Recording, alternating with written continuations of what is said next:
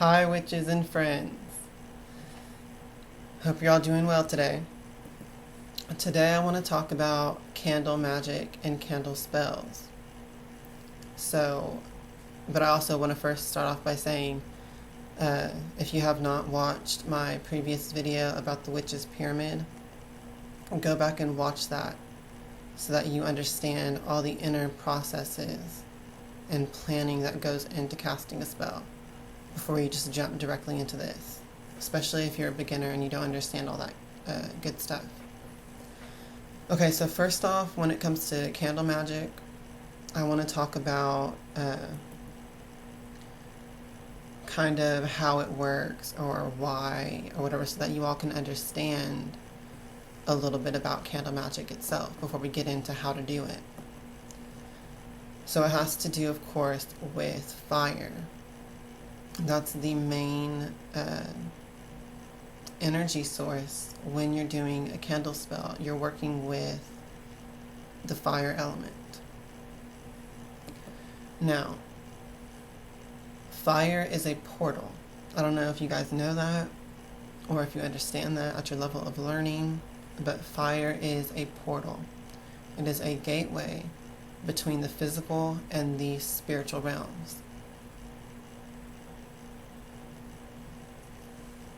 So you need to understand that if you're going to be doing candle magic.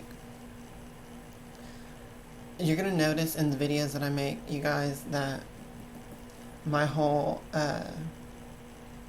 main focus is going to be on that, helping you guys understand the reasons why we use certain types of magic and how those types of magic work. That's like my main focus of wanting to help others learn. Because, I mean, you can go out and get books that tell you how to do spells and all this stuff, but what I notice is that they don't really teach you how to understand how those things are working and why they're working and why you use them. So that is my goal with this YouTube channel. So fire is a portal. If you think about it just mystically, fire is different from the other elements of earth, air, and water because it is not something that's just naturally there in like a dormant state like the other elements are. Earth is just there, air is just there, we breathe it, it's just there all the time. And same with water, it's just there. It may not be in your area, but there somewhere in our world is a water just there in a dormant state. But when it comes to fire, it's not like that. Fire is different from those elements because it is, it's like a spontaneous type energy and an element, like it to where in nature it only occurs when lightning strikes something, or when deep in the core of the earth it's just there in a dormant state. But it's not fire down there. It's lava. It's like molten hot ass lava, which is earth and fire combined together. But that's like a topic for something else. But I'm just talking about fire itself is not natural on our planet, that it just exists in a dormant state. Now looking at it scientifically, even fire is not even considered an element. Like in the periodic table of elements, you will not find fire. You will find earth there, you will find water there, you will find air. And when I say earth, it's really broken down into like several different of those periodic table of elements. There's not just one for earth because earth is made up of so many different things. But all those things that it's made up of are there, just broken down. But when it comes to fire, fire is not one of those elements, even scientifically. Fire is, in science, what they call a chemical reaction.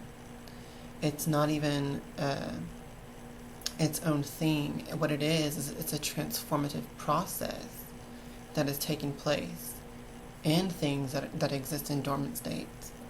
Fire is like the catalyst and the process by which those things transform. So when you're using fire magic and candle magic, this is what you're tapping into. You're tapping into this power to open a gateway between one state of being and another, or between the physical material world and the spiritual realm, the invisible world. Sorry, y'all, Vesta's messing around. So that's what you're doing with Candle Magick. That's what you're doing with fire magic. That's what you're tapping into. Now, the next thing I want to talk about is the different colors for candles and Candle Magick. I'm not going to talk about that in this video. I'm not going to talk about the different colors and what they mean, simply because that information is easily accessible to you. You can just easily go and search what the different colors mean, and then you'll know, and you'll just align what candle color you use with your desire and your goal. So I'm not going to talk about those in this. But I am going to talk about the different types of candles. So first I'm going to show you these kind. These are called taper candles. And they don't really burn that long. Like I think they will last for maybe like 3 hours or so. Sometimes longer, sometimes shorter, depending like on if they start dripping or not. Like if your candle starts burning and there's no wax coming down, if it just burns and the wax is just disappearing, the candle will burn longer. Other than if the wax starts dripping down the side, then the candle will burn quicker. And when it comes to that, those are like different signs to you on how your spell is working, which I'll get into that also later on. So those are taper candles. And you're going to want to use those for kind of like quick spells. Like when you want the spell to manifest very quickly, you'll use taper candles. Now the next type of candle I want to show you are these. These are called votive candles. And it's also pretty much the same. These will actually, they can burn for the same amount of time as a taper candle. They can last for several hours, depending, once again, on how it drips or not. Like if it starts dripping down the side, it will burn quickly. But what you can also do with those kind is you can stick them in these little glasses right here, and it'll make them last longer because the wax will not just drip away from the wick. It'll just melt and then stay there to where the fire has to consume all of that wax up. So it will last longer that way, if that's what you want to do. That's how I do them. And the next type of candle I want to show you are these, which these are my favorite. They're called 7-day jar candles, or just jar candles.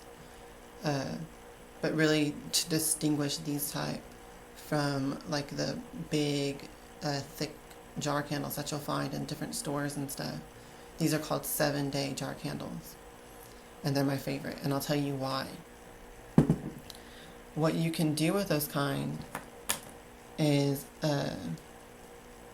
actually the next thing that I want to talk about, which is, oh, and by the way, with those candles, the reason that they're called 7-day jar candles is because they will burn for 7 days nonstop. If you just light it and just let it continuously burn, it will last for up to 7 days. I've had them burn quicker than that, but I would probably blame that on the spell work itself, that the spell just consumed the wax that fast to where they burned in like 3 days time nonstop with fire burning. It was just done in 3 days. But typically they will last for up to 7 days. Now, and I'll tell you the reason why those are my favorite is because I don't like, I really don't like using tapers and votives because they will, once again, the effect of the spell will be quick. It'll just happen really fast. And because of that reason, there won't be like such a build up of spiritual energy into the manifestation of that spell. Meaning, whatever you do in the ritual itself, where you're visualizing and you're chanting and all this over the candle, that's just going to be the energy that manifests when you're using the tapers and the votives. However, when you use the 7-day jar candles, it is taking They'll take longer to manifest, but at the same time, more and more spiritual energy is going to be building up and building up around that flame that's continuously burning. As like I said, the fire and the flame is a portal for, it's like a gateway back and forth between the physical and the spiritual. So when you have a continuous flame burning, you're going to have that doorway's open for a prolonged period of time, and your desire and your goal and your magic is going to keep drawing more and more energy into the physical realm, as well as sending your intention more and more to the spiritual realm. So that's why it's my favorite. And also, another thing I want to say before I move on to the next part is you can make the jar candles last longer than 7 days by having it burn for a certain amount of time and then putting it out. And then the next day, have it burn again for a certain amount of time and then put it out. So I don't like doing that myself because, like I said, once again, with the fire continuously burning, it's like that entire focus and intention of the spell will just continuously be being fed energy. But if you put it out and relight it again, I mean, you might as well just burn one of these a day if you're going to be doing it like that, because then the fire will at least be one continuous flame for that candle. Okay, now the next thing I want to talk about with Candle Magick is drawing, writing, and inscribing and carving on your candles. So once again, when it's these and the votives, you're going to want to use this tool. Well, you can use anything, but this is the tool that I use. I kind of made it myself and empowered it and blessed it and consecrated it as my specific candle inscribing tool, among other uses that I use it for. Now, what you're going to do with this, and you can even use like an old pen that like ran out of ink. You just use the point of it, just whatever you have available. Some witches use the tip of their athame to inscribe on.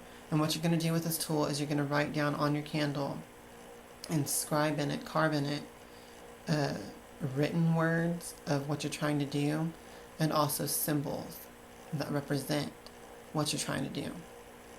So that's how that works with the tapers and the votives. And also you're going to want to inscribe the name of the person you're doing the spell for. Even if it's yourself, write your name on there so that the energies know that you're opening that doorway in that person's life. Okay, now with the jar candles, this is another reason why they're my favorite. And here's a bunch of permanent markers, just random ones that I picked up, but really I have one in every color. And what you do is you write down on the glass what it is you're trying to do and your intention and the symbols. And you can write in any color that is representative of your desire. So that's why it's kind of my favorite, because I do like to use the different colors. Now you can use white candles for any intention. If you don't know that, you don't have to have the different candle colors. You can use white for anything. Personally, I just like using the different colors for my intention. I feel like it helps me focus better during ritual. And also with the markers, I feel like it helps me visualize the more of the correct energies in my candle spells. So basically, you're going to want to write down whatever it is you're specifically desiring and your intentions on the candle. It's very important to do that. Some people don't know that. Some witches don't even know that you're supposed to write on the candle what it is you desire. They'll just light up a candle and burn it and just visualize. But it's really important to inscribe on the candle or draw on it what your desire is, and also to target it to the person you're doing the spell for. Now, Candle Magick isn't always spells. You can also burn them as offerings to gods and spirits. And when it comes to that, you just inscribe the name of the deity or the god or goddess or the spirit that you're burning that candle to. And you don't really have to write down anything else, just their name, so that it's like targeted to them, that energy is going to them. So whether it's for a person or a spirit or deity, you need to write down the name on the candle. Now another thing is the use of herbs, crystals, and oils when it comes to candles. And this is what is called dressing the candle. And with that, once again, if it's one of these types with the bottom, you'll just put the candle in here. But really, when I do a candle spell this way, I will first of all inscribe on the candle itself what I'm desiring and the symbol and all that. Then in the jar, I will sprinkle the herbs and the oils that are also aligned with the same intentions. Then I'll put the candle on top of it. And then also, with those little jars, you can also write with markers on the outside. So you can combine all of that together with those types. With the 7-day jar candles, I just sprinkle the herbs on the top as well as the oils. Now with the oils, I'll just like anoint it on my fingers here and rub it around the inside of the rim. That way the oil will still touch me and then also be in the candle. But I will also too anoint it onto the wax itself on the inside. Get your fingers oily and put it on the inside right here, touching the wax specifically. You could also take the inscriber and write out stuff on the wax right there on the top. Just symbols or your name or whatever, or the name of the spirit. Really however you want to. There's no right or wrong way when it comes to that part, as long as you're writing on the candle what it is that you're trying to do. And once again, I'm not going to get into the specifics of what herbs and crystals and oils to use, because you should just really research that on your own and decide for yourself what's going to be aligned with your desires and all that. But really, you can put little crystals inside the 7-day jar candles, and that's another reason why it's my favorite. I just like the way that you can use them. I really like it. So I'm definitely an enthusiast for the 7-day jar candles. Plus it just fits well with the type of magic that I practice anyways, which is hoodoo, where I use herbs a lot and I use crystals a lot and different things like that. So I think that's going to be it for this video. I think that's all I really wanted to say about how to do candle magic. Yeah. But you can put if it's like larger crystals, you can just put those around the candle in the same vicinity of it, or even like right up next to it where it's touching the candle or the jar. It's getting really dark. Okay, so that's basically all for this video. And also with the herbs, you can sprinkle those around the candle and on the candle and in the candle if it's a jar one. Oh, and with these types of candles, you want to anoint them with oil too. And once again, you'll just get it on your fingers. And if you're trying to do magic where you're sending influences and energies away, you anoint it away from you. But if you're trying to bring something to you, you anoint with the oil you rub up towards you. And you're going to want to do this on say that you're just doing it on 4 sides or whatever. Or some witches will even just cover the entire candle with oil, just rubbing it. So it's really however you want, once again, with that, as long as the oil's on there. And you're going to want to do that after you write on it, not before. So, and also the same with the bodice, where you either rub towards you for drawing influences, or you rub away from you for sending them away. So that's basically it for this video, y'all. That is the basics of candle magic and how you can understand it properly when you're doing candle magic. I'll be right back with a different topic. Hail to the witches and blessed be y'all.